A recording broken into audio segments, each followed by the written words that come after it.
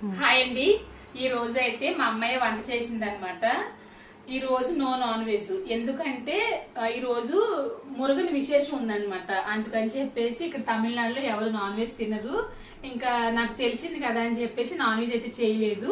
మరి ఈ రోజు ఏం వంట చేసింది పాప అనేది చూద్దాం రండి. ఇక్కడ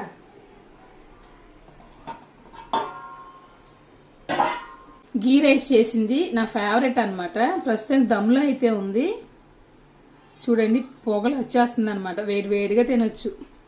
ఇంకా తడి ఉందమ్మా? కొంచెంగా తడి ఉంది, సరే దమ్లో ఉంది కదా.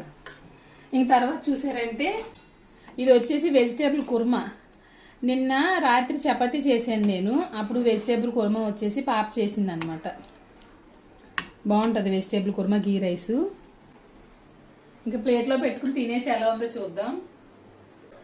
కిచెన్ వచ్చి చిరాకు ఉందనుకోకండి, నాకు బద్ధకంగా ఉండడం వల్ల చేయడం లేదనమాట పని అయితేను. ఎలా వేసుకోండి, నేను చూపిస్తాను. వేయండి.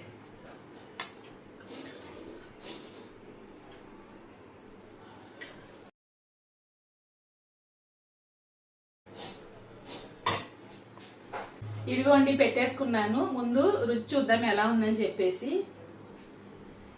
మా పిల్లకి నెయ్యి అంటే చాలా ఇష్టం అనమాట. సో అందుకని దీంట్లో ధారాళంగా నెయ్యి వేసింది. మొన్న నేను ఊర్లో తెచ్చి నెయ్యి అంతా ఇందులో పోసేసింది. నోరు ఊరిపోతుంది సిరి, ఇంకా చాలా వేడిగా ఉంది.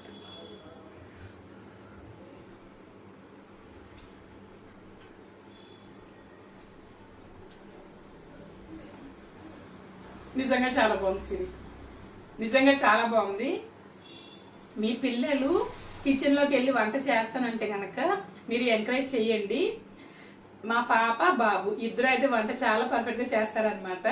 మరి ఈ రోజు లంచ్ ఏంటి అనేది మర్చిపోకుండా కామెంట్ చేసేయండి. ఇంకొక వీడియోలో మళ్ళీ కలుద్దాం. Thank you.